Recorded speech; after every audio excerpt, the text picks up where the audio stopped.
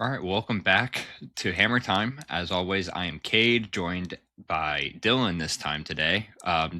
We're going to kick off our conference preview series where we are starting off with the new reformed group of six, I should say, not necessarily the group of five anymore, unless if we're counting Pac 12 as a power conference. I don't think they've earned that one yet, so we'll give them time, but it's okay. Pac 12 is back, so we're now in the group of six rather than spending hours upon hours breaking down every single group of five team from ULL to Boise State. We're just going to focus on the programs that we think actually have a chance to kind of contend for conference championships of their respective conferences. Whether they make a little bit of noise nationally, like kind of like a JMU style team or something like that, or if they just have a chance to earn the spot in the college football playoff, like we had two group of five teams do that the last year. So kind of going to be narrowing it down to contenders rather than everybody, because I don't think it's very needed. And unless if you guys are ULL fans, then I deeply apologize. We'll break down each team that we have on our list, and then we'll get to fist fight pretty much on why we think that they finish X placement before we make our conference champion picks. And as always, before we get into today, if you guys do enjoy the show and enjoyed last week of our episode 1 for we can call this year 3, I guess, technically. Be sure to subscribe, follow us on Spotify, follow us on Apple, leave us a review, comment, like the videos, whatever you guys do. You guys ran up the last one, so it was pretty cool to see how active you guys were and excited just as much as we were. So it was pretty sweet. Follow us on socials at hammertime_pod. That's going to be pretty much in all of our socials across the board on our bios, or you might even just see it on Twitter. So, and also join the Discord as well. With that being said, like I said, we'll dive into there. I think it's important to look at this group of whatever you want to call them. Just, I don't technically mid majors in a way. Yeah, we can just do it with that.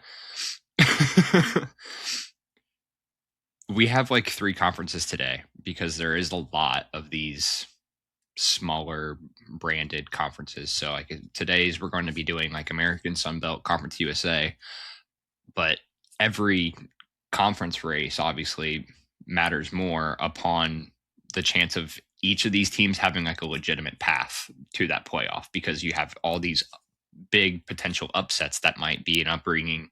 A lot of these play really sleepy power 4 conference teams that they kind of have a chance to kind of walk out with a win in some cases. Like we see it all the time. So, I mean, before we get into that, the big picture here, and then basically ramble on. It's discussion based. So I'll ask you, in your opinion, personally, what coach do you think is under the most pressure starting out this year? And it's a weird one for me. So I'm just going to start out by saying Brian Hartline. Could be a little bit of like a what the heck? It's his first year, but that's exactly why I kind of picked him. Trying to follow in the footsteps of Alex Golish after what he did last year, building him up to 9-4, doesn't leave him much room to have a rebuild season.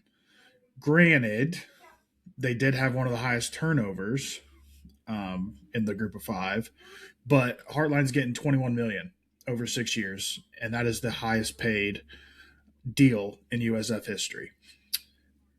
Not only that, but the Bulls are also going to be opening a brand new stadium in 2027.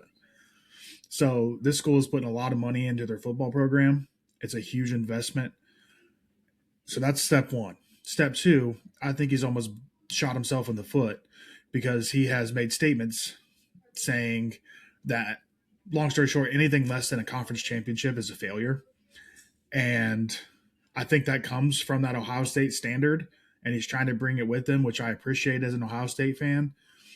But that's even bigger shoes to fill than just replacing Alex Golish. So, all that being said, he did bring in one of the top transfer classes in the AAC and is an elite recruiter. So I don't think there's an excuse for him to win less than 9 games. But of those, he does have to face Army, UTSA, ECU, Memphis, and Tulane this year alone. And I think he has to win at least 3 of those 5 for people not to start asking questions or kind of getting cold feet on him. And that's, in my opinion, why I have him on this list as one of the coaches with the most pressure. I would say it's a big one, or he is a big one on a lot of people's boards because a lot of people are high on this team and rightfully so. I mean, obviously he's a great coach and he's got the resume to pretty much back himself up. So I could see why a lot of people think the way that they think on why he might be successful there. I will take a different approach, and I'm going to say Jamie Chadwell over at Liberty. For him, or just the school in general, with how their recent failures have been, especially coming off of last year. They were 4-8 last year. They were supposed to be conference champions, pretty much. Like everybody, and me, at least from what I heard, like this team was almost like a lock to at least make that title game. And then they came out. I mean, I don't have their schedule up in front of me from last year, but they just completely flopped. It was horrid. I mean, Chadwell himself had like health issues that was rough all the way around. It was a very weird year. So this year, I have in my notes that it feels like a college, like a playoff seed or a bust, but I don't really think that. I just think it's at least making the Conference USA title game. I think that standard alone for them, if they can make that and then they can build off of next year after that, I think that would be fine. That being said, not an easy road whatsoever because week 1 they're playing James Madison, and I think we're going to know pretty quick of what this team looks like right then and there because we kind of had an idea about the first 2 to 3 weeks in last year of what they were. So in my opinion, that would be mine. Next question would be for you. What program do you think is the closest to becoming that next Boise State or that next Tulane? Or do you think those two programs continue to reign kings in this group of 6, group of 5 realm, whatever? Yeah, I think Boise State has became the standard for this mid majors, if you will, or group of 5, group of 6, whatever you want to call it. And I don't really necessarily see them going anywhere. However, I do think that there are going to be some teams that start to challenge them for that top spot. I really wanted to go with Tulane here, but as I was doing more research, I just couldn't say that it's going to be Tulane. So I went with the James Madison Dukes. Um, they have become probably the most consistent threat in the group of 5 over the last few years. And to me, that's mind blowing because, one, there's a few points. Hardly any players ever stay. Coaches and coordinators seem to rotate through every year, but they keep winning. Also, they only joined FBS in 2022. Since then, they've went 40-11 with a bowl appearance in 23, a bowl win in 24, and last year with the CFP appearance.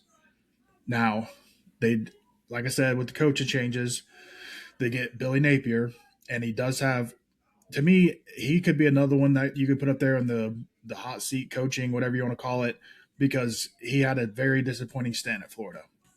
But before that, you could argue that he did well in rebuilding Louisiana.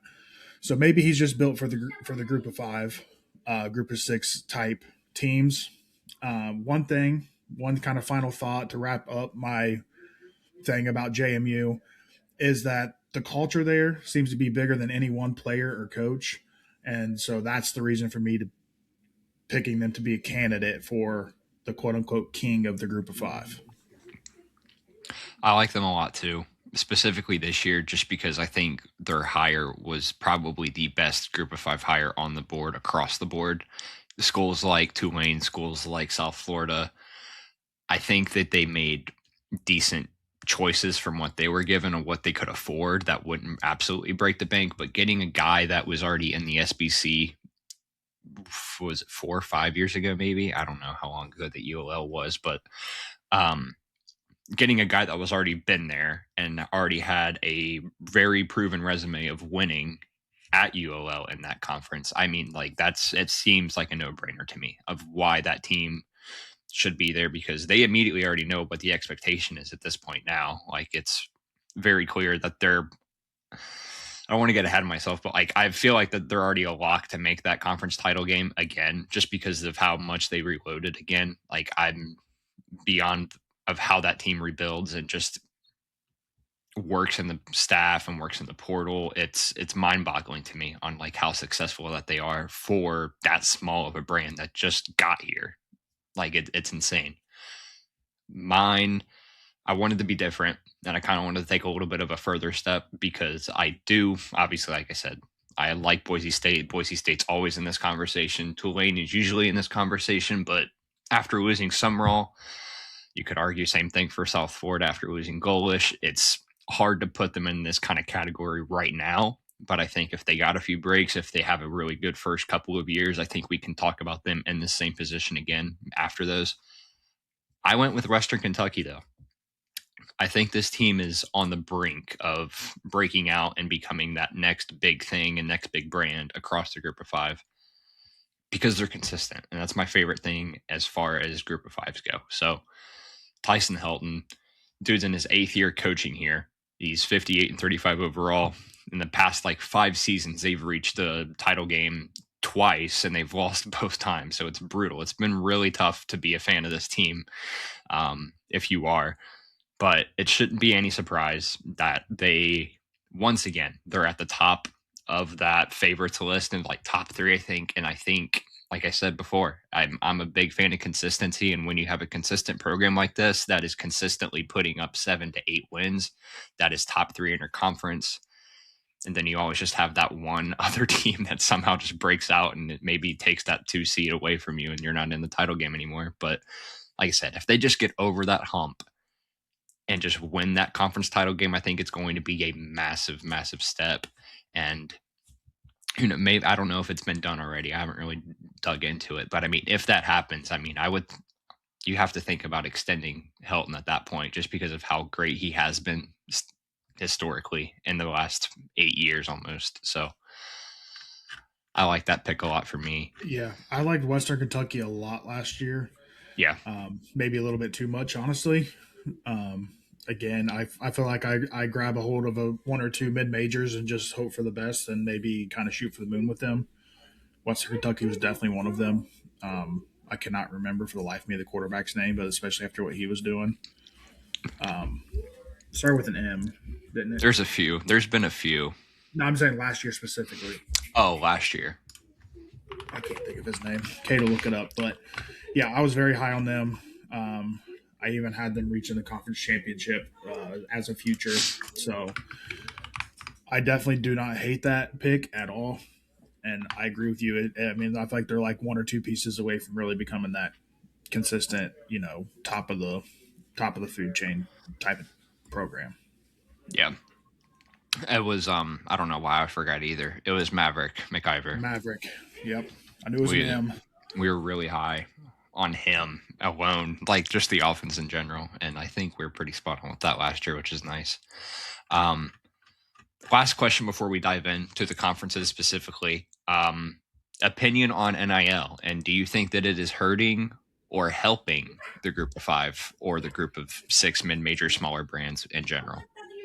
Yeah, I'm going to let you go first because I kind of piggybacked off of you. So go ahead. That's fair. My personal opinion, I think that it is hurting. I think that this addition, I think it develops players more for the Power Four more than it helps these kinds of programs keep them. I think your cycle is X coach develops 2 to 3 star recruit for about a couple years, becomes an all conference player, maybe first team, maybe second team, SEC, Big Ten school calls with a 6-figure NIL package, and the dude is gone in 2 to 3 years max. That's it. He's probably looking at a really good spot on the depth chart, though, at that Power 4 school. So you never really get that idea. So the group of 5 is practically doing the development for these people, but the Power 4 are getting the finished product, essentially, is how I see it. And overall, I think it's become so hard, which is why I have so much respect for some of these coaches and some of these staffs, because JMU, perfect example again, they reload and they find a way to win, like with what they have, despite of how much they've lost, despite how much they've either gained, if they have gained anything at that. It blows my mind of like how you can just build a chemistry, build a team, And like you said it perfectly. There's not one singled out person. There's not one singled out coach. It's literally all 11 guys on one side and the other side. And that's group of 5 ball. It's just harder to build continuity. That being said, I think it does work a little bit both ways. So instead of like sitting third string at like Texas, for example, players are going to see these guys go to Memphis, Tulane, UTSA, JMU. Usually they're going to start immediately. I mean, they're going to try to make a name for themselves to work themselves way back up into the Power Four at some point. If they're not given a key role upon arriving at that is. I think the question itself, it's a little bit different for everybody because it's more so which group of 5 program is equipped to survive, not necessarily is it helping or is it hurting X program, because you're going to have different answers for is it helping ULM or is it going to hurt Tulane? Like it's completely different tiers. You know what I mean? Like some of these have way different resources. Some of these have better than others. And that's just where college sports stand right now. And it is what it is, but that's my view. Yeah, I agree. I think it could be a bit of both as well, and I totally agree. The way I had it wrote out is that to me, the group of 5 is more like a farm system or even like Exactly. JUCO Yeah. for coaches and players since the NIL started. And like you said, players will choose to go to these schools. Like if they're going to be like third, fourth on the depth chart of these Power Four schools, they'll choose to go here. A couple years, like you said, try to work their way back up into that starting role in the P4. So, but and also like you said, when I kind of look at this deeper, I feel like it hurts individual schools more, but helps the Right. conference as a whole. Right. So, like those mid group of 5 teams or group whatever you want to call it, group of 6. I'm just probably going to be group of 5 because I'm not used to group of 6 yet, but whatever. Right. But those mid teams could become elite at any given time with the right, coach and or roster. So to me, I feel like this is more of a strategy change for coaches and universities on how they approach retention and recruiting versus just straight up is it helping or hurting. So Yeah, I agree. I think most people or college football fans in general, I think would have a somewhat similar answer there. It's kind of just like I said, it really just depends, in my opinion, on what program I think you're specifically talking about for that question, because I think it is really different for just about everybody.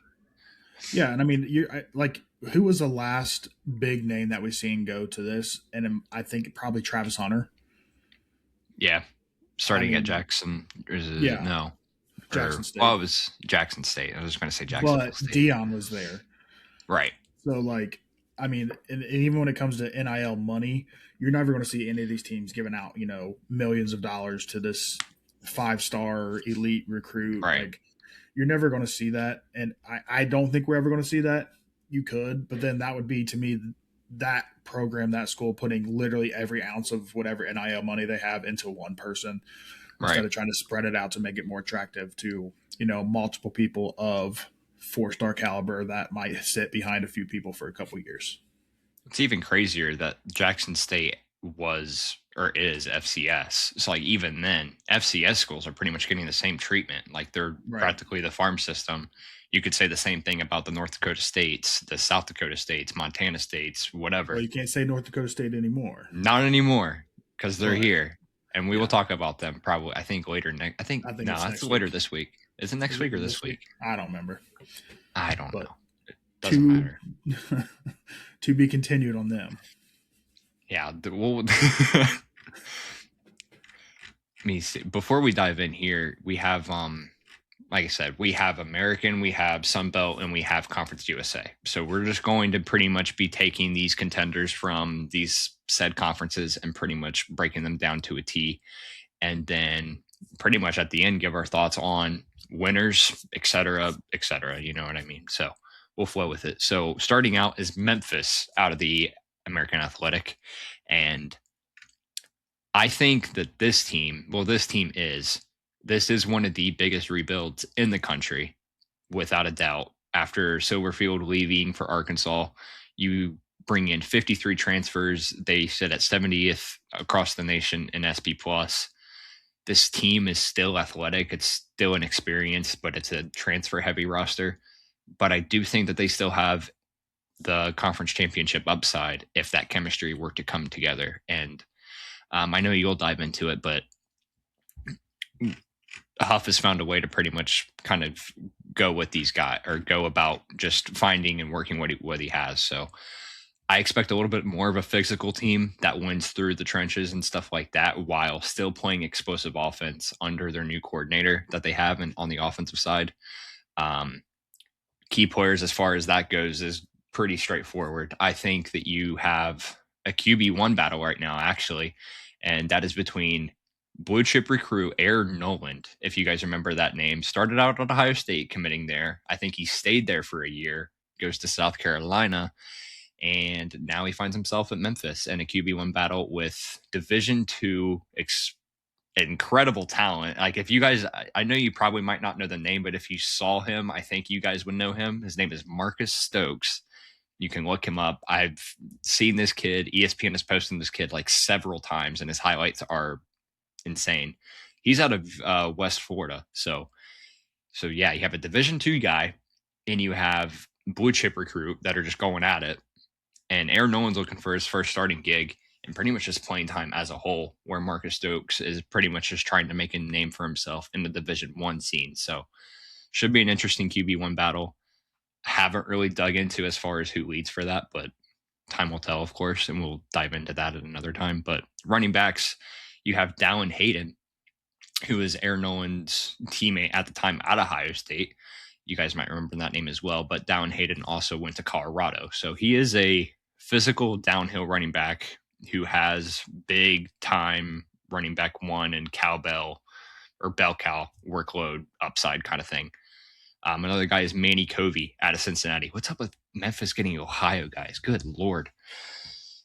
This guy, I dove into this one. This one's fun. This dude is like the biggest Alvin Kamara comparison that I have ever seen in the group of five. Super fun. They put him outside. They put him in a dual back setup.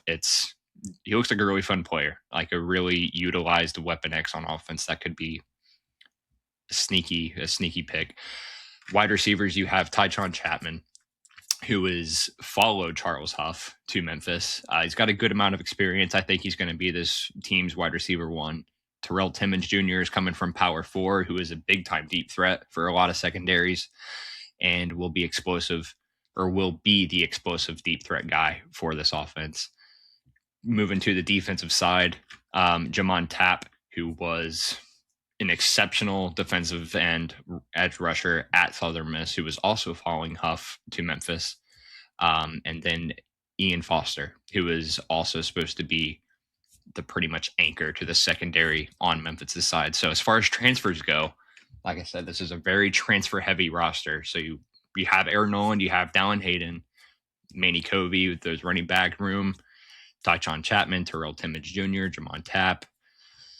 And then on the defensive side, this is what's interesting is pretty much Jamon Tapp's from Southern Miss. Amir Foster's coming from Southern Miss. Ian Foster is coming from Southern Miss. And then KJ Miles, who is a defensive tackle, who is coming from Temple / Georgia Tech. And then you have Christian Thatcher out of Utah and Stonka Burnside coming from Mississippi State in the SEC. So color me shocked here, but I like this feels like one of the bigger boomer bust teams in the group of five or the group of six conference as a whole. Charles Huff has very much so proven that he can rebuild very quickly. I was really, really, really high on the Southern Miss team last year. And rightfully so. I think they kind of proved me right. But when you bring in 53 transfers, I don't think talent is the question because you know you're going to get some of that or a lot of that if you're bringing in that many guys. I think it's the bigger thing is going to be chemistry because if the roster comes together, Memphis all of a sudden is a conference championship contender, which makes them a sleeper college football playoff pick with a little bit of upside. So I'd watch out for the Tigers this year. Yeah, I mean, as far as returning production, I mean, you pretty much hit on it. Basically, no one. So, I mean, you have, I think, adding to your wide receivers, you had three that came back. Brady Cluse, I think so you say it, Bryce Dorsey, and then Keandre Henry. that's pretty much your only notable returns on this team. 53 transfers, wild. 19 of those are from Power Four programs, and a whopping 15 of them followed him over from Southern Miss. So that's wild to me. College That football is in the a Big 26. exactly, and honestly, Group of Five football, and how it is Yeah. today. So That's not even the biggest one that we're going to look at today, too, which is no, stupid. But that's just wild. I mean, so and then on the coaching side of things, like you said, Silverfield's gone. Charles Huff takes over. Um, he was at Marshall before Southern Miss too, I believe. yes, loved him Um, there. Yeah. so that's what I was going to say. I really loved him there. One other thing that really caught my attention is that Huff was an associate under Saban at Alabama.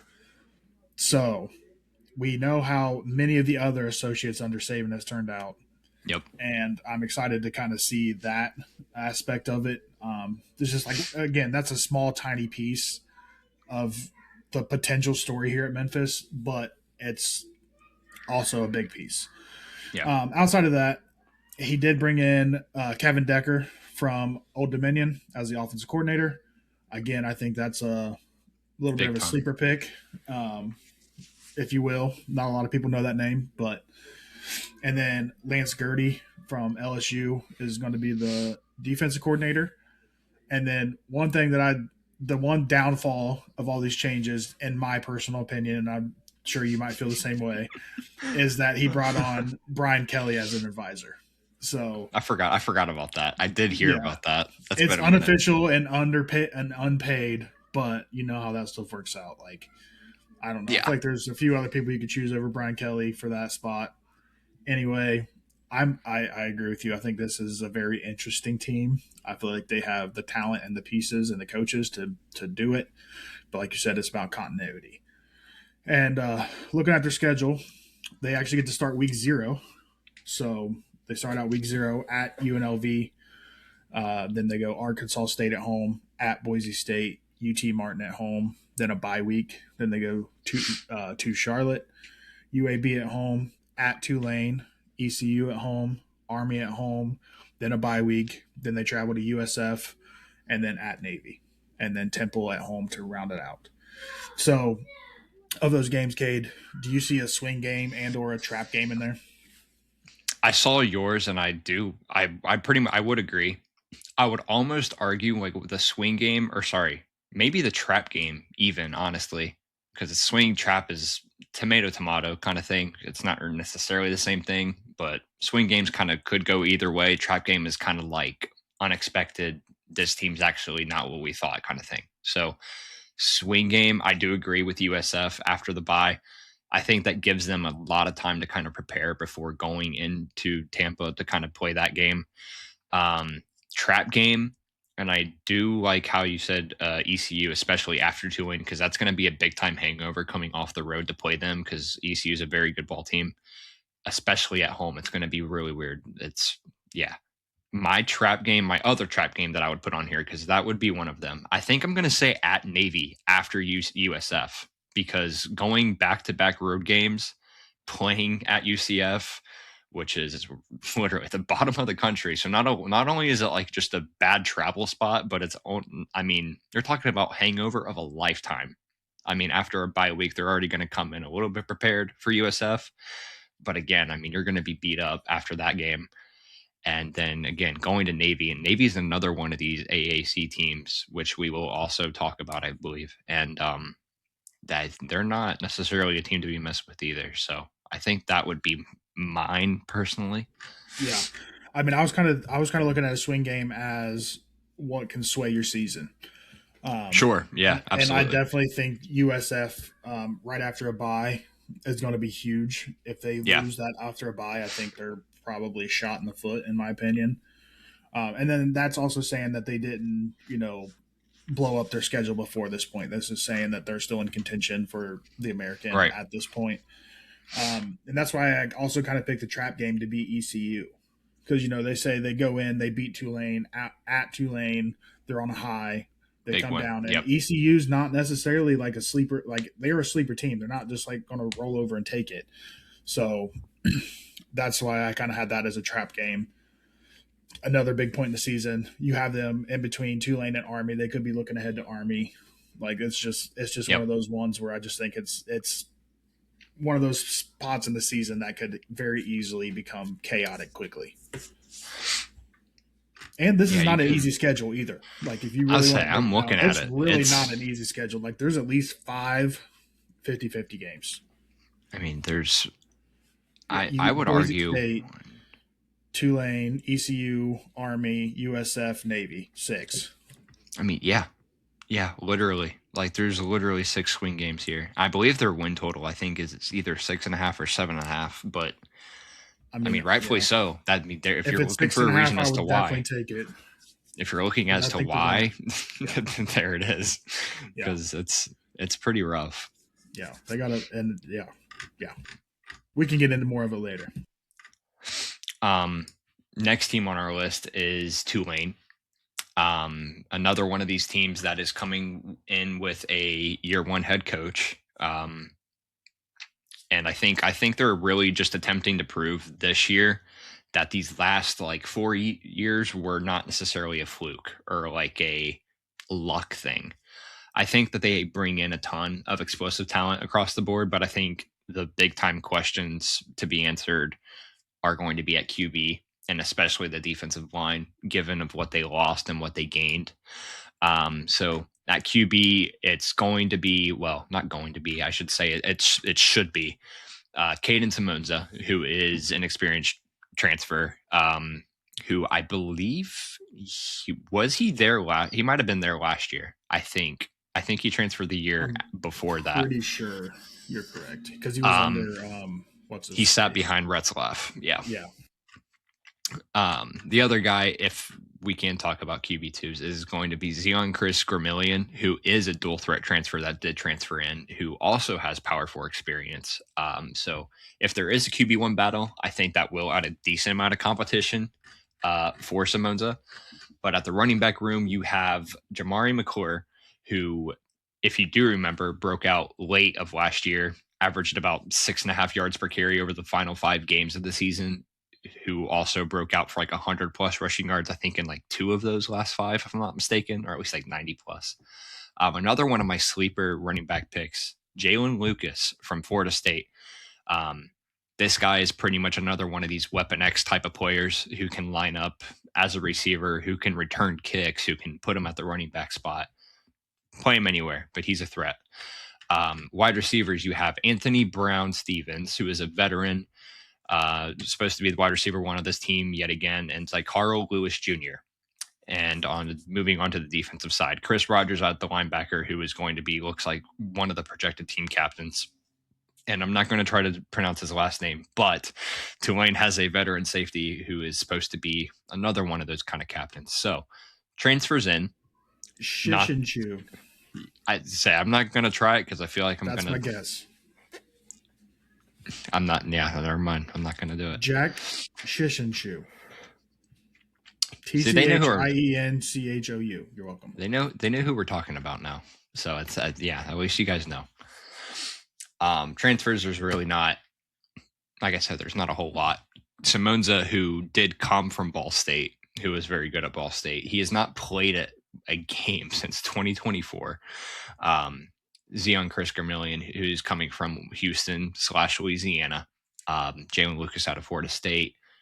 But on the defensive side, this is one of my favorite ones. They got Marquez Stevenson out of Texas Tech, who was on that playoff roster, who was actually a key part in that role, and Anthony Rogers from Nichols. And then you have Ed Smith, who is a defensive lineman from South Alabama. This team, in my opinion, is probably the hardest group of 5 team to kind of project, because I think the talent at the skill positions is all the way there. Like, they have it. It's there. You replace John Summerall, you're breaking in a new quarterback, and you're rebuilding the entire defensive line.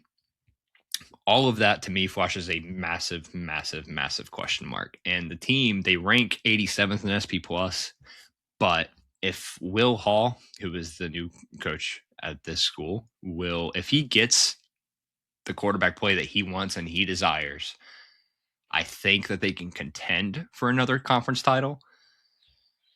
Although, do they? I don't think so.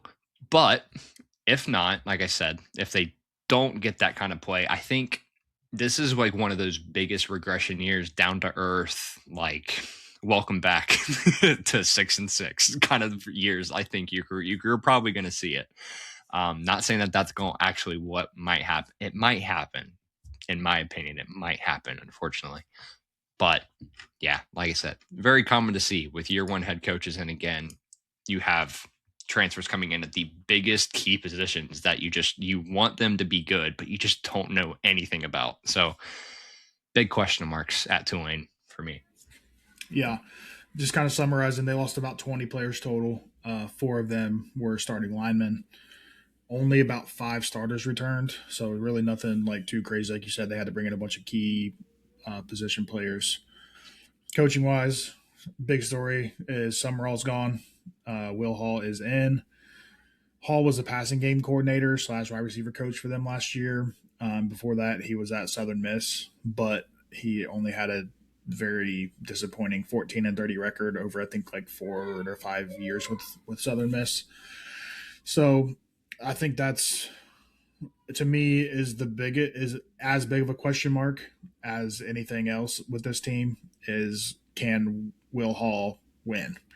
Because really he really hasn't proven himself to be a winner in my opinion. Looking at the schedule, this is where I think it is also, like you said, 6-6 type games. You start off week one at Duke, then you got South Alabama at home. You go to Kansas State, Southern Miss at home. Then you got a bye. Then you go to Army, Memphis at home, UTSA at home, at Charlotte, Tulsa at home, at Rice. And if you know from last year, we don't go against food. North Texas at home, and then travel to USF to finish off the season. So I think they're 1-3 entering week four, personally. I don't think they beat Duke. I don't think they beat Kansas State. Um, and then kind of from there, you get into the thick of the American. Army, Memphis, UTSA. I'm not going to say Tulsa is going to be an easy game. Rice isn't going to be an easy game. North Texas is always an interesting school to me, and then USF. So, I mean, if you're already 1-3, let's just say they're 2-2 at the bye, lose to Army, lose to Memphis. That's 2-4. You lose to UTSA 2-5. Beat Charlotte 3-5. 4-5. 5-5. Yeah, I mean, I even think getting to 6 games is a stretch. I don't know what their current thing is set at as far as win total for this year, if they even have one up yet. I think it's 7.5, if I'm not Yeah, mistaken. I would personally be taking the under. I don't see over 7 games, but again, it could be wrong. But based on some of these other teams, I just don't necessarily see it. I would agree. I do think after the bye, how you have Southern Miss the bye week, and then you're at Army, you get Memphis, you get UTSA both at home, and then you play at Charlotte. That awkward 4-game stretch, not even kidding when I say this, they legitimately could go 0-4. I think the bye is like one of the most misconceptions in this schedule because it's in such a weird spot. I think if it was after Army and like going into Memphis to host Memphis, I think you're looking at this completely different, and you honestly might be adding like a win or maybe two. But going from playing Army to getting, because I think Memphis and UTSA games, I don't think that those are really close, to be honest with you. I think that Memphis and UTSA kind of win those comfortably. Charlotte is just like going to be that must-win game to kind of win back their season, and they're just going to be super desperate at that point to where, like, Yeah, where that's do we even definitely go the from swing here? game for me. I mean, just Right. because they have to win it. That makes or breaks pretty much the rest of the year, because even after that, like you said, you go to at Rice, you play North Texas, who obviously is supposed to not just be as good as they were last year, but I would say it's still North Texas, and then you finish off the year in South Florida. Like it's a rough draw all the way around. Just when you think it's like almost over, it's not. So that 4-game stretch after that bye, I think really that is your swing game category, just because that's what's going to make or break this entire season. But I don't even want to call any of these a trap game, just because all of them feel like a trap game in a way, because like there's not really any way to put it. I mean, you could argue, I guess, Duke Charlotte. week 1 could be the biggest trap game. It could be I it. mean, That could be it. honestly. Or if you want to say week 3 at Kansas State, I mean, but Trap game, I except it's a just guaranteed it's loss. Yeah, I don't know. that's what I mean. Like, I don't know. I mean, who do they got? Southern Miss could be the trap game for real. Was that week 4? The look aheads are there. Yeah, I mean, you're going into the bye after that. Like, if you just know you're going in 1 and 2 at that point, like, I don't know. They have a lot of trap games. Long story short, It's rough. It there's a is. bunch They of just them. do. They just do. I guess Schedule's not it's in their favor this year, in my opinion. our next team is one of my favorites talking about in this conference, and that is going to be the Roadrunners of UTSA. Dreff Trailer, who I was very high on in this entire offense the last year, and I'm still very high on this year as well. Now that the now that Summerall is gone, and now that Eric Morris is gone, and now that Horvath is gone, I've never been more like happy and all in on this team, because this to me feels like the most clear picture that they could ever have. So, and another one, like I was talking about Western Kentucky earlier, they have built one of the most consistent group of 5 programs in the country. They are very, very, very deep-minded offensive team that is built on explosive plays. That's it. If you're not hitting the explosive plays, this offense is a dud. The biggest question is going to be the defense. Then that if they improve at all, anything whatsoever, I'm talking like subpar, like flat, even 0, then congratulations. I think they make the conference title game. And if they eliminate those late mistakes, because for one, the team, they were much better than the record the last 2 seasons, which is why it was so frustrating. They were 2-6 in 1-score games over the last 2 seasons alone. So eliminate the late blunders, whatever you want to call them. You're looking at a 4-game swing there in your record. Like, you're talking maybe conference title appearances. You're talking, dare I say, playoff berth if you actually swing those games the right way. I don't know. Like, that's truth be told, that's really just how that works. Key players, they have a good amount, and a really good amount. I'll start with Owen McCown, QB1, returning starter, elite upside, very inconsistent at times, but I think he's very capable of taking any game over whenever he wants to. At the running back spot, Will Henderson, who averages 6.9 yards per carry, nice, in 2025 last year. He's a big-time home run hitter, centerpiece of the entire offense, and then you bring back your wide receiver 1, who is A.J. Wilson, who averaged 17 yards per catch. Point blank, that's all you need to know about the explosive play argument. That's literally all that this team does. 2 of this team's top 3 receivers return, which is massive for the offense. I think continuity is going to keep this passing game among the conference's best, as it has been probably the last 2 years, 3 years maybe.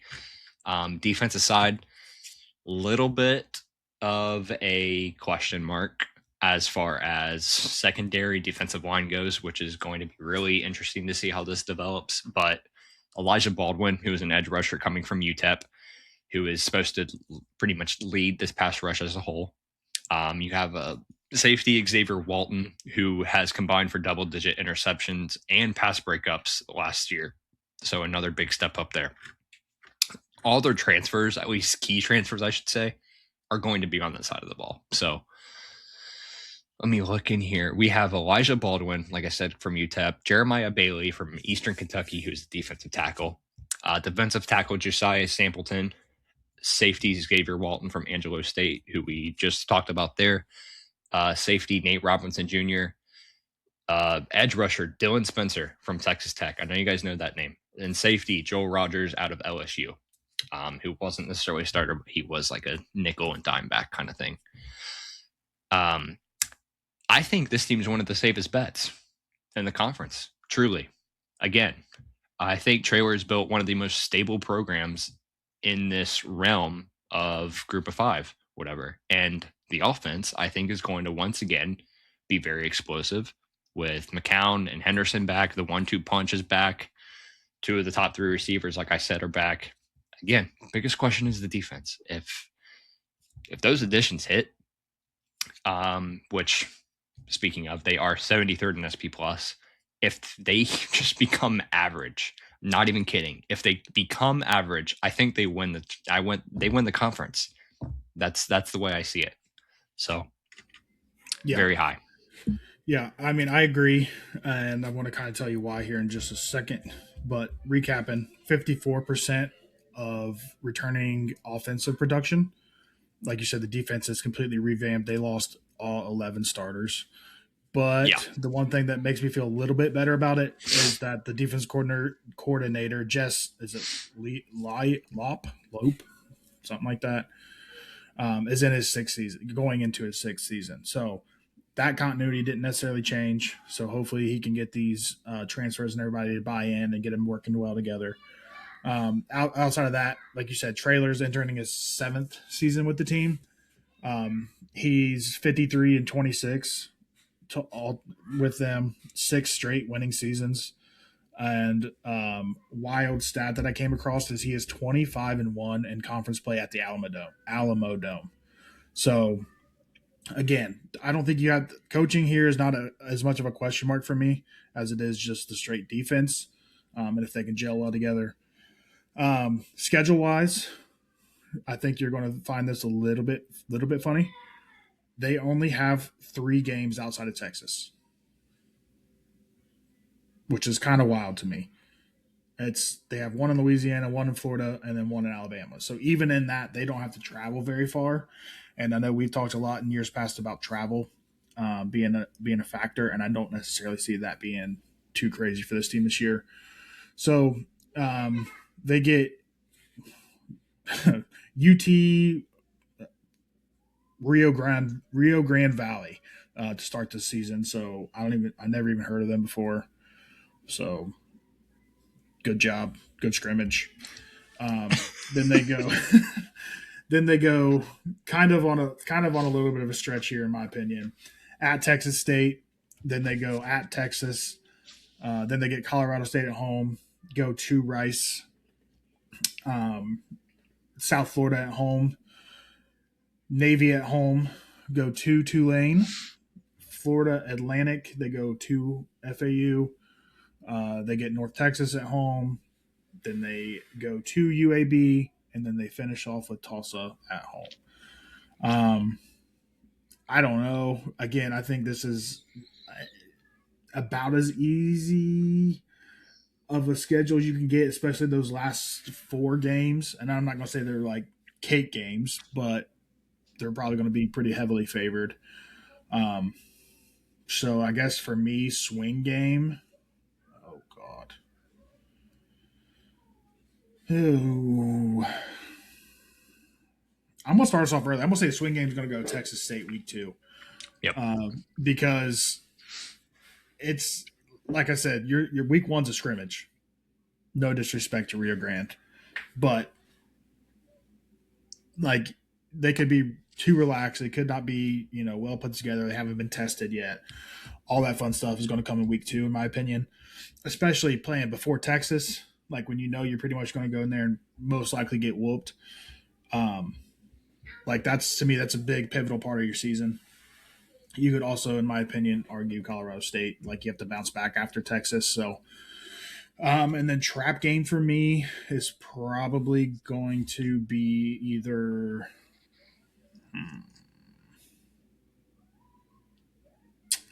It's going to be one of these 3 weeks. It's going to be South Florida, Navy, or Tulane. Again, right before that, relatively easy last 4. You could even possibly throw North Texas in there, but I don't know. I just don't see a whole lot in there. The good thing is you get South Florida and Navy at home in the Alamo Dome, which, like I said, in conference play, he's 25-1.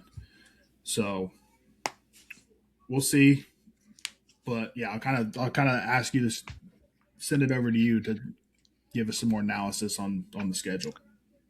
I mean, I don't think it's any different than what you were saying. I absolutely agree with Texas State. That's for sure. For the record, projection wise, I mean, I have them at minus 3.1 to be favored in that game.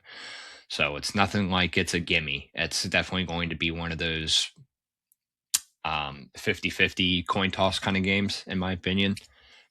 Game legitimately might have like a total of 75 and a half, but who knows? Um, I think your trap game, like I said, I think that you win South Florida. I think you win Navy. I think your trap game's Tulane. I don't want to say the trap game is South Florida or Navy just because of getting them at home. I think that's just as big as a win as it is. Your trap game is going to be off of a hangover, beating both really good top 5 to top 3 conference teams back to back at home, and then playing Tulane, but also looking ahead to the bye week. Like, you kind of just want to get out of there. They're going to be beaten up after those 3 weeks for sure. I think they're just, I don't want to say come out sleepy against Tulane because I hope to God they don't. But if I had to pick between any of this list, I think the swing game is Texas State. Your trap game sits at Tulane. And then, yeah, I think that's kind of where you're looking at there. But again, I think it's a favorable schedule in my opinion. So, That's what I mean. next, Outside of those three yeah, weeks, in my opinion, like yeah, those are your it only seems pretty three, in my straightforward. opinion, real toss-up games. I think Texas is your only guaranteed loss. Mm-hmm. I would agree. So yeah, very high on the Roadrunners this year, FYI. Next team is probably my favorite to talk about just because I know that everybody wants to hear about this one, and that is South Florida. Another color me shocked. Yeah, another year one head coach, another very transfer heavy. This one's a little bit different because this one's actually loaded with Power 4 talent across the board. They are 80th in SP plus, and for the first time here, this is one of the teams, in my opinion. Again, I think this is one of the more teams that's going to be questioned by the staff more so than the actual roster itself. And I'll elaborate in a little bit, but they have one of the highest ceilings in this conference by far. Like, we're talking like 8-4 type ceiling, but then they also have probably the lowest floor, which we're talking like maybe outside of that 5-7 probably. Key players on my end, pretty straightforward. Michael Van Buren, who is coming from the SEC, is expected to lead this offense. Going to probably have a workload that was identical to Byron Brown. And GJ Crowther, who is productive Division II running back, who is coming from there. Jason Collins Jr. is also coming from Division II, who is their home run hitter, who is supposed to add a little bit of depth into that running back room. Moving to the wide receivers, you have Cameron Seldon, who is coming from Virginia Tech, Power 4 experience. Kenny Odom, who is coming from UTEP. Armand Branch, who is coming from Purdue, who is supposed to be looked into this. Purdue apparently called this guy the Rondale Moore, which was kind of crazy that like they found like another one of those here. But apparently Armand Branch is supposed to be like their second coming of that, which is cool. RIP. On the defensive side, defensive tackle Major Dillard. I'm not gonna lie to you guys, I do not know a lick about this dude, but I looked him up. He weighs 330 pounds. He's a problem. Linebacker side, Marshawn Oxley is coming from West Virginia and supposed to be the leader of this entire defensive unit. So transfers across the board. Like I said, kind of went over them. Van Buren, Seldon, Odom, Branch. Caleb Cook, who is supposed to be one of the better offensive linemen across the group of 5. This dude's got experience, and draft projection actually is pretty good and pretty high, in my opinion, for someone coming from the group of 5. Defensive side, let's see. We have Zaquan Bryan out of Minnesota. Like I said, we went over Oxley from West Virginia, Shamar Michael from Oregon State, Major Dillard, 330-pound beast, is coming from Norfolk State. I think this team, like I said before, they have the highest ceiling. I think they have the lowest floor. Brian Hartline, unbelievable recruiter, unbelievable roster on paper. But we have never seen this guy build and manage the entire program. He's never been actually handed the torch. He's never been handed the reins. If coaching just matches the talent, I think this team absolutely contends, and they are a guaranteed top 3 lock for this conference. If it doesn't, if they do not, they might be below the middle ground of the pack here. And that would really hurt because this team legitimately has a roster like I have never seen in the group of 5. They have like power 4 reserves, kind of is what I just want to call it, because that's pretty much what it is. It's talented across the board. Yeah. Like you said, they kept 54 players roughly. They brought in about 40. But coaching is really where I want to hit because you just hit on all the transfers.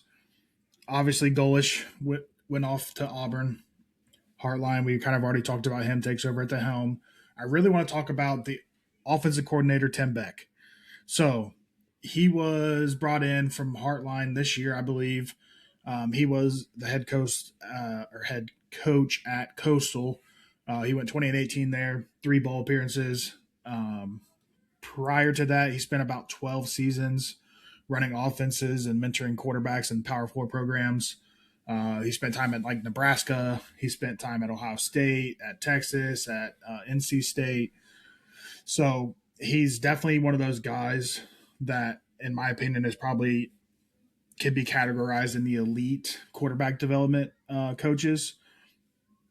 You also got to think that he also brought in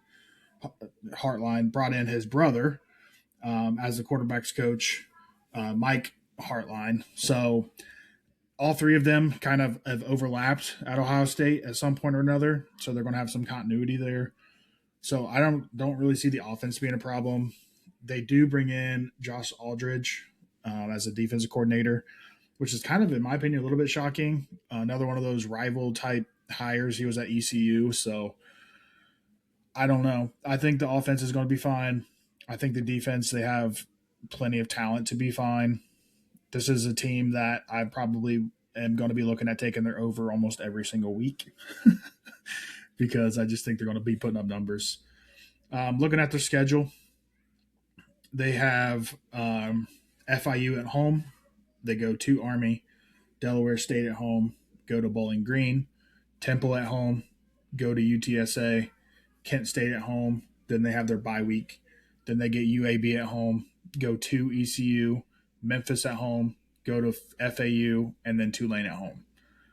So I don't really see too many crazy games in here. I think, again, this is one of those week 2 is going to be tell us a lot about this team when they go play Army at Army. And then UTSA kind of sits in there kind of like that. They play 1, 2, 3, 4, 5 games before they even get to UTSA. Before they don't have a bye in there, so that could be a swing game as well. Then you get Kent State, then the bye, UAB. Then I'm gonna say probably either ECU or Memphis could be your arguable trap game. Again, so that's like week whatever, 10 or 11, I think, or 9 or 10. But yeah, I think this team, like you said, has a lot, very, very, very high ceiling in my opinion. The floor, I don't necessarily think it's as low, but they could easily be a competitor in the Atlantic. I think, the schedule is kind of a given. It's not necessarily the easiest one in the world. Very, very, very bottom heavy. Like this team, I feel like here's exactly what's going to happen. You're going to start out probably 1, 2, 3, 4, 5-0. Honestly, they might be 5-0 by the time it comes to UTSA. Here's the problem: Saturday, October 3rd versus Temple. 5 days later, you're going on the road to UTSA. That's when it falls apart. Like, you're telling me that you have 5 days to prepare for a giraffe trailer offense, and meanwhile, UTSA, on the other hand, I mean, they're pretty much in the same boat, because this game is going to be very weird. Because here's the thing, like, they're also coming off of a road trip at Rice, which again is still in Texas, which, to your point, which helps them tremendously in this case. They play at Rice, and they're coming back home again 5 days later. Then they're hosting South Florida. So, like I said, vice versa on the South Florida side, I feel like it hurts South Florida more than it hurts UTSA, because UTSA's travel spot, you're coming from, I don't know what the drive is, whatever. It's not really that big of a deal, but either way, coming from Philadelphia 5 days later, going down back into Texas and San Antonio, that's not easy. And then, I mean, like, right after that, the very next week, you're getting a cake in Kent State. And I don't actually, Kent State actually is supposed to be somewhat decent this year. I know we're not talking about the MAC, but whatever. And you get a bye after that, like I said, UAB. And then, like, after UAB, and then again, I mean, it's just like freaking haymaker after haymaker. Dude, there's like the amount of swing games in here. I mean, like, I want to say the swing game is probably that's going to make or break. Because in my opinion, I just think the Memphis game is a loss. I think the UTSA game is a loss. I think the make or break for the season is probably going to be at East Carolina, because I don't want to say your swing game is the last game of the year versus Tulane, because at that point, I feel like you're already going to know of what it is at that point. I don't really think they're going to be playing meaningful football in November. I don't think that Tulane game is going to matter much for either side, to be honest with you. So yeah, I would say that that Friday night game at East Carolina, I think that's going to be your swing game for this team personally. I think that's when we'll know at that time if they're actually contending or if they're kind of falling apart. Trap game, if they are where they are, if they do happen to be playing like pretty important football, I think your swing game is going to be at FAU. So that's another tough travel spot, because again, you're going on a short week from hosting Memphis, which is going to be a dogfight for them. Like, they're not going to want to have. That's on a Thursday, November 12th, telling me that they have to travel on a little bit of extended rest, because that is 9 days. At Florida Atlantic. So, I mean, Florida Atlantic, let's see what they're going through on November 21st as well. I mean, they're coming from Tulsa on November 14th. So, I mean, pretty even in a way. I think that swing game's going to, or the trap game's going to be Florida Atlantic, though. Do we know what their over-under is for the year? South Florida? Yeah. If I'm not just something mistaken. I always like to kind of like look at. Like, again, I will just make it known I'm not placing these bets yet. Right. For me personally. But we'll go over futures like too. I kind of like to look at. Yeah, this will be coming in probably a few weeks after we get through conferences and stuff like that. For me personally, but I always like to kind of see where they're at. I always like to make sure no major injuries or stories are coming out of camps and stuff like that. And then I'll kind of make my final decisions on futures. What is it? Guess. 7.5. Higher or lower? We're talking 8.5. I was close. I was going to say it was 8.5 because, like I said earlier, I think 9 games, anything less than 9 games for Heartline is going to be a quote unquote failed season. So, I mean, I don't hate the number. No, the numbers, I think it's absolutely right. It's just a matter of, do they really get to 9? No, I agree. That's what I'm saying. Like, honestly, that's why I said the week 2 game. If they win week 2, they get to 9. If for some reason they lose week 2, yeah, that's the game. You know what I mean? That's the game. You could argue the week. I would argue that swing. Yeah, that swing game could absolutely be the Army game too, for sure. Like you were saying. Yeah. Yeah. There's. Not necessarily swing on season, but just swing on right successful versus not, in my opinion.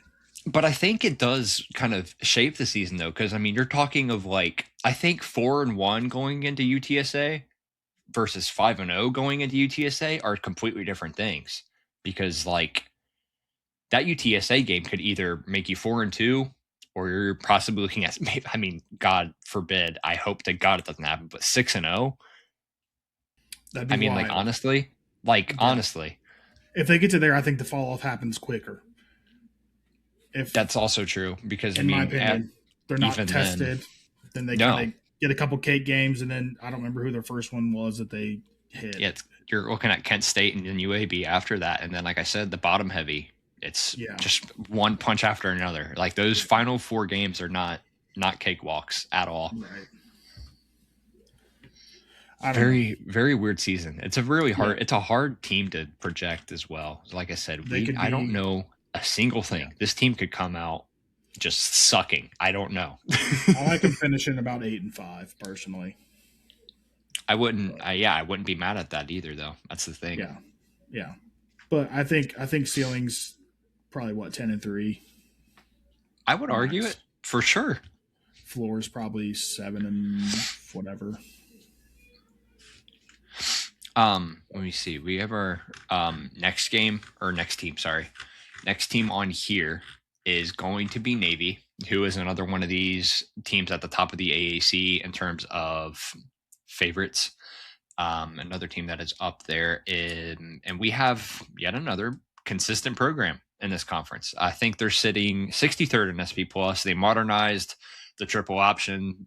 They can beat you in the air just as much as they can through the ground, which is a death sentence if they can actually utilize it. Biggest questions: replacing Blake Horvath, who was I mean, according to some, not according to me, but a Heisman worthy whatever. If you were able to get out of Navy, but several key playmakers. Key players now. You're looking at Braxton Woodson, who is supposed to be the successor to Blake Horvath, who was also a dynamic runner. Running back, they have lost their top three running backs.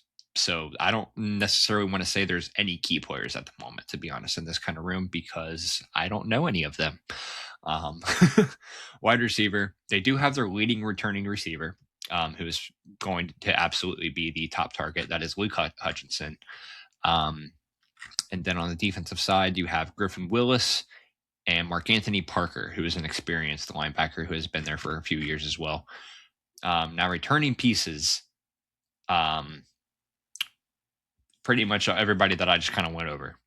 As far as transfers go, service academies don't actually utilize the portal like these other programs do. So there is none really portal edition, I guess you could call it.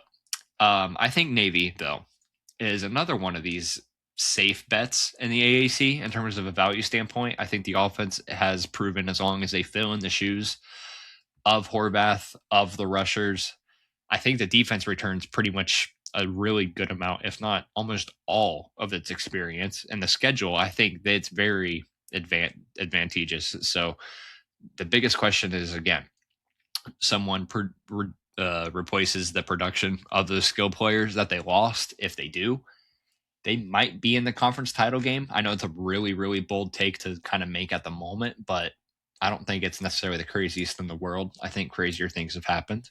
But yeah, not a pretty solid roster that's returning for them this year. Yeah. Offensive line, 4 of the 5 starters are returning. One thing about note on the defense that I learned is the linebacker Mark Anthony Parker is the only lone returning off conference player. That's what it was, then. So, Okay. so kind of interesting there, but like you said, they didn't like they. I don't feel like turnover on service academies is normally super super crazy. Um, Again, I don't know what kind of contract you have to go play at these schools. I wish I would have went and visited Navy when the offer came, but I didn't. So whatever. Um, Outside of that, coaching wise, again, nothing really crazy. You got Brian Newberry at the head coach, Drew Cronick, offensive coordinators in his 3rd season. Defensively, they did promote Eric Lewis to the coordinator. So, but it's not like he's a new face. So again, coaching and this is not another one that's not really coming anything crazy. So, schedule wise, they start off the season versus Townsend, then they go to FAU, They go to UAB. They go to Air Force. Then they get Tulsa at home. UTSA. They go to UTSA. Um, North Texas at home. Notre Dame, considered home, but it's actually at Gillette Stadium. Um, Temple at home. Memphis at home, which is senior day. Go to Charlotte, and then finish off first Army at MetLife. At MetLife. So again, to me, service academies are hard to pick against, especially Navy when they've last few years they've been pretty dang good. So I would just like to hear your thoughts, kind of on swing games, trap games. Here's the thing. I think the schedule is very, very easy. I think outside of Notre Dame, outside of Memphis, and outside of UTSA, I think this is a 9-3 football team. They have a bye right before Memphis, which is massive because you're playing Temple, which isn't necessarily the hardest thing in the world to do, and then you're staying right put, and then you get rest for a week to prepare for Charles Huff in Memphis, who is probably going to be playing really meaningful football in November for the conference. I think this is a huge game. Like, huge. I think you can say the swing game is UTSA, but I don't really think so because I think that they are 2, 3, 4. I think they're 5-0 by the time they go to San Antonio. Yeah, I would almost say it's North Texas because I feel like you need a win there before you go into Notre Dame. Right. It's because I mean they're not going to be. And that's homecoming for them. They're not going to really be looking or studying North Texas at this time, probably. I think all their attention is going towards Notre Dame for Halloween weekend. Which is why it's trappy. It's in a way, yeah. And in a way, I would every year. I mean, again, like we'll get into them in another time. It's whatever. But Temple, like I said, not necessarily the biggest thing in the world, kind of a cakewalk. I just, that Memphis game is going to make or break this season, or honestly, probably Army. Like Army, I've looked at the I looked at the game of the year line. I mean, the line is already like, I think Navy -2.5, -3.5, if I'm not mistaken. Last year, pretty much the similar thing kind of happened. Let me. Yeah, I mean, I agree because like if they do what we think they're going to do, if they are a 10-2 football team, in my opinion, it's kind of where I'm going to settle with this team. Then, or if they'd be 9-2 at this point in time before they go into Army, that could make or break them getting into a championship or whatever, depending on who they beat and how everybody else kind of falls. So, well, actually, I'm going to rephrase. Because I forgot that the conference championship week is after Charlotte, not Navy. So it's conference championship week, then Navy. So never mind. Yeah, you're right. I think that they're fine. I think that this is honestly. It's December 12th because they always play that. I forgot. Completely forgot. I didn't even look at the date. Well, RIP. So yeah. Shoot. They could be sitting pretty there. So let's see. 1, 2, 3, 4, 5, 1.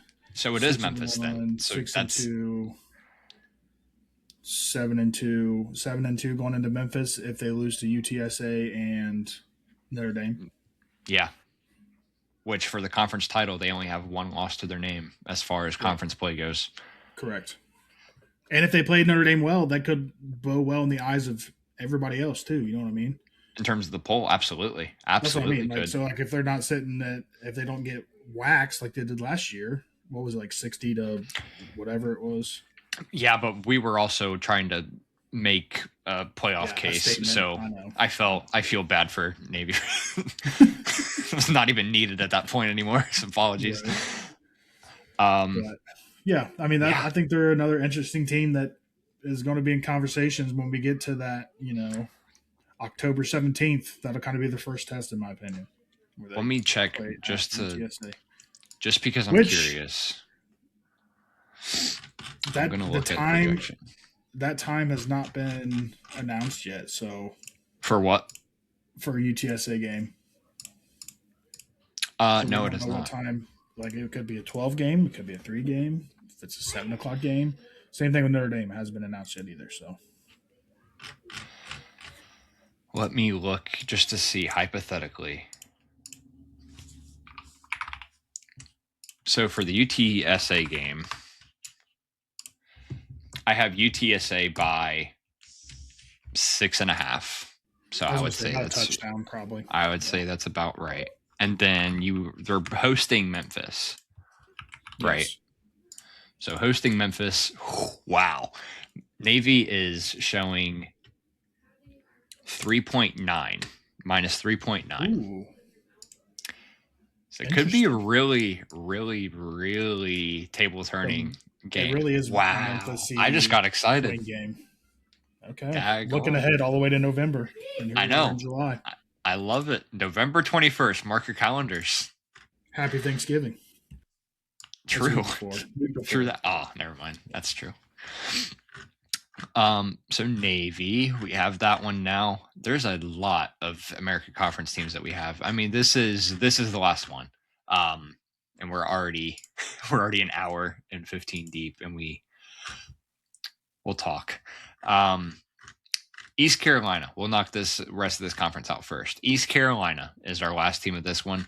Another one of my favorite ones. I think Harrell has this program absolutely buzzing. I think this has a program that has been absolutely revived in a little bit of a season.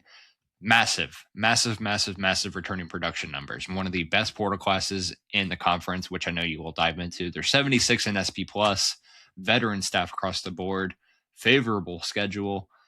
I think that schedule alone puts them into favorable contention. The issue, you have to replace the entire starting lineup. So, key players. Mitch Griffiths, experienced Wake Forest / Texas Tech transfer, who is a dual threat. Emory Williams, you guys know this name, who is from Miami. Should be a decent QB1 battle there. Running back room is ran by Ashton Gray and Michael Allen. So Ashton Gray is coming out of North Texas. Michael Allen's coming out of Marshall. Wide receiver room looks to be also out of North Texas with a Landon Sides, who is going to be their top target. Ray Joseph, who is a blue chip Miami recruit. Big home run hitter potential there. And then on the defensive side, Cruz Law out of Memphis, Ashton Levels Mitchell out of FIU, and Zaire Gamble from App State. Another one of these teams, East Carolina, man, I don't know where to begin. I love this team, but there's one problem. They play in the same conference as UTSA. They play in the same conference as Navy, and they play in the same conference as Memphis. Can they get over the hump? That's all I can ask. That's pretty much it. I mean, they have pretty much been there, done that for a good amount of years, I should say. Last year, I think, was a very upbringing year for them. And I know, like I said, you'll dive into the schedule, but it's a favorable schedule. If they can get done whatever they think that needs done, because their win total, if I'm not mistaken, the win total's there. You're sitting at like 7.5, I think, maybe 8.5, if I'm not mistaken. I think it's 7.5. I checked yesterday. But yeah, I am high on that team. It's just the value's there for the conference championship if you're looking to bet on that there, but against all these other guys and these other names, it's going to be hard. It's going to be really, really hard. Yeah, I think they brought in 22 transfers. Like you said, Blake Harrell's still at the helm of the head coach. They did bring in offensive coordinator Jordan Davis, and then obviously we talked about they have to replace their defensive coordinator. So Jordan Hankins is going to be the defense coordinator. So we'll see.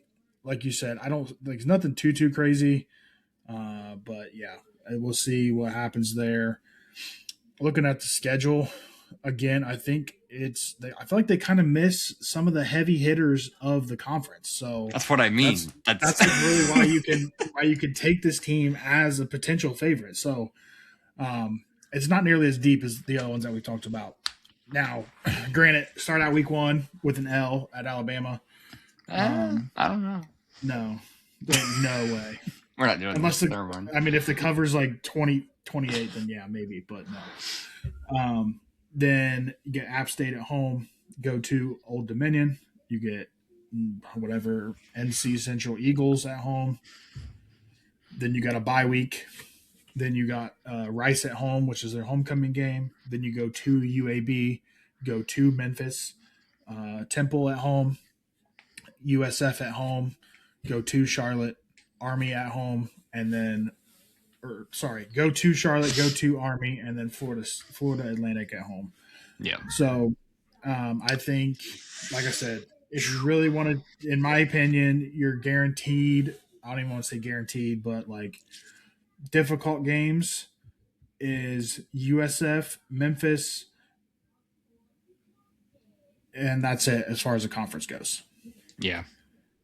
So 3-loss team potentially with Alabama. If you consider those other ones losses, if they beat USF, you could be looking at a 2-loss ECU team. Now, granted, I feel like ECU is that type of team that always is like your typical mid majors and has a sleeper game that just like nobody thought about that would even be close and ends up being close. So where that would be, in my opinion, is going to be Temple, sandwiched right between Memphis and USF. So to me, that's going to be a big game for them. Big look ahead. And then, honestly, if you want to talk about like that's a trap game, and then you follow it with the swing game. I think you have to beat USF if everything else goes like we think it's going to go to be talked about for the conference. Right. Kind of a short week too because it's on a Friday. Yeah, it is at home, but it's still on a Friday. Right. Luckily, they don't have to travel in between. Like it's home, but right. There is one though that they have to travel, and that's kind of rough. Now, thankfully, it's not necessarily the biggest, I don't even know what you want to call it, sleeping giant, I guess you could kind of say. But Saturday, October 10th, they're hosting Rice, but then 5 days later, they have to be in UAB. So they play UAB on the road 5 days later on that Thursday.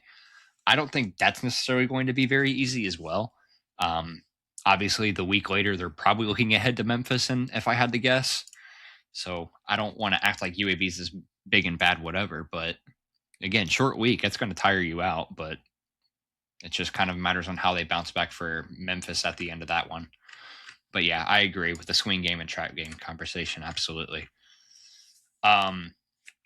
Discussion time after the American Conference.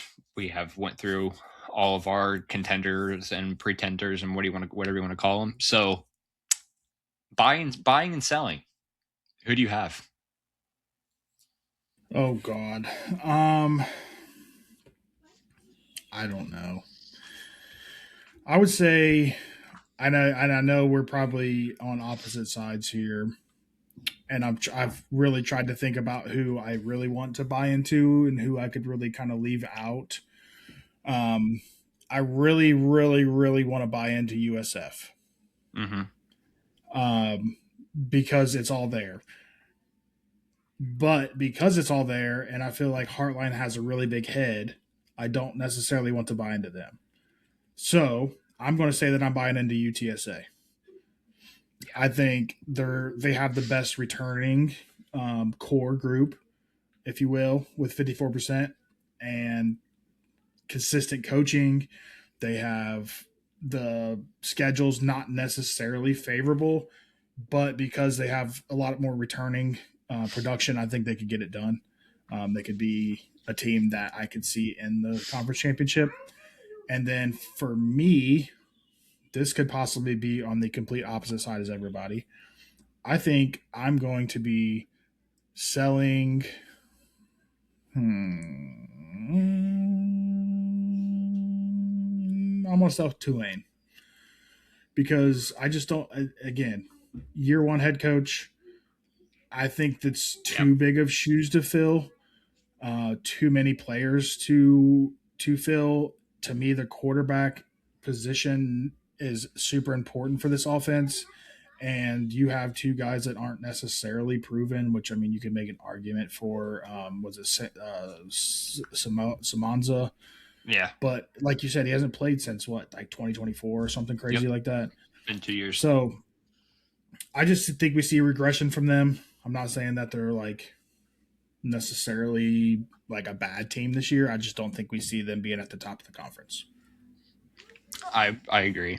Um, my buy team will be Memphis. I like Charles Huff. I like where he stands. I like Kevin Decker out of Old Dominion and what he did with Colton Joseph. I think these 53 transfers should come together. That is going to be my biggest question. Is going to be the chemistry. I think the athletic ceiling of this roster is absolutely the highest in the conference.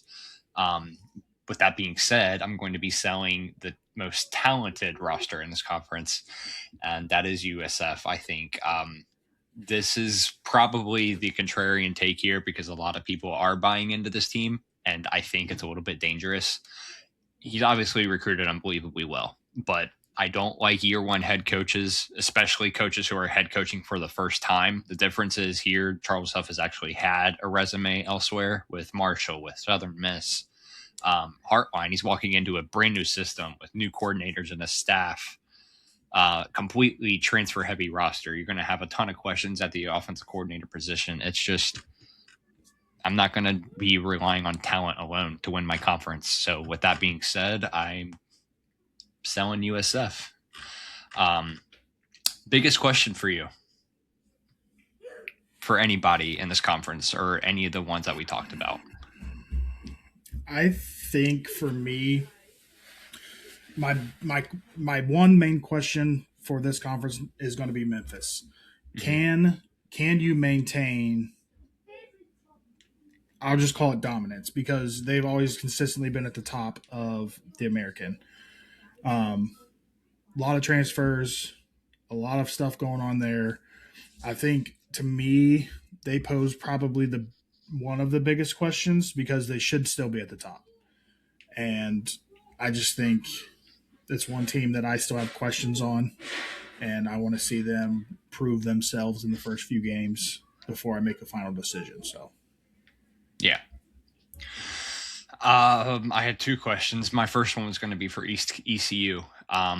If they can finally get over that 8-4 hump, of which they are pretty much at every single year, and if they can contend actually for an AAC title. And I mean, if they're playing meaningful football in November, they should be there. So, my second question is going to be for Brian Hartline, and is that for him? Can he build the power conference type roster, which you could argue that he kind of has, but can he win like it? That's going to be probably the question for me. So for those two, who's your champion for the conference? Who do you have uh, winning? I'm going to go UTSA for right now. Like I said, Yeah, nothing's locked in because I still have more research. I'm waiting on more news, waiting for, for sure roster, like who's in the starting positions and stuff like that before I make any kind of crazy decisions. But as of right now, I'm going to go UTSA. I'm going to say UTSA is in the conference championship game, but I'm going to say Memphis wins. Maybe. I'm still deciding because that November 21st game of Memphis and Navy is pretty much making the conference title game, in my opinion. So I think it's going to be between Memphis or Navy for that game. UTSA might already have clinched at that point, to be honest with you. So that probably will be it for me. Surprise team. Who do you think kind of makes a little bit of noise from under the radar? I think we're going to agree here. I'm going to go with East Carolina. Yeah, I think they have arguably probably the easiest schedule here out of these teams, so they're not necessarily going to get beat up too much in conference play. And I think if they could win one of the games or keep one of the games pretty close, that's in the conference that it's an expected loss, then I think they could very well be within conversation or at least be like, where the heck did they come from? right. I did have them as well. I think a lot of people are concerned with who they lost versus who they retained as far as staff goes.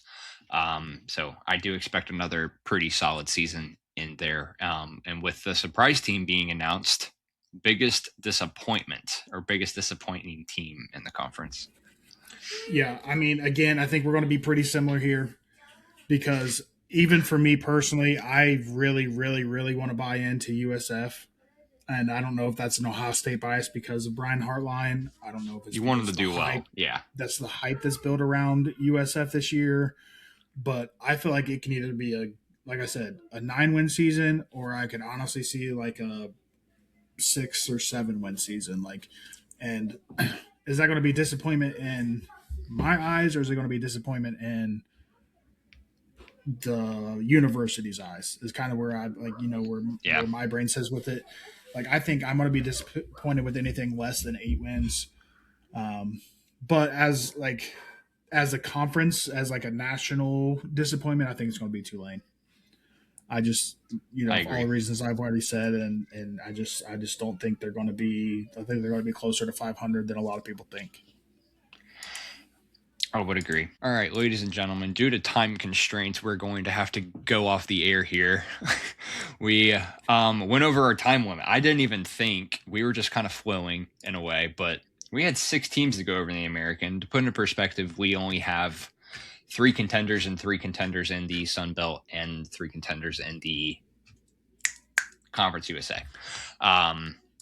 So yeah, we're going to cut after this for the American and just leave this as an American specific episode for today. I'm going to aim for Thursday of this week. That should be, I think that's July 9th. July 9th will be part two Conference USA, yep, of, slash Sun of Belt. Conference USA with them. And then Friday, we can hope and get done the Mountain West and the Pac 12. That way, next week, we can hopefully find time to do the ACC because it'll be our first Power Four preview. And then, yeah, we'll kind of go from there because I'm not making a 2 hour or 3 hour episode as much as you guys want to.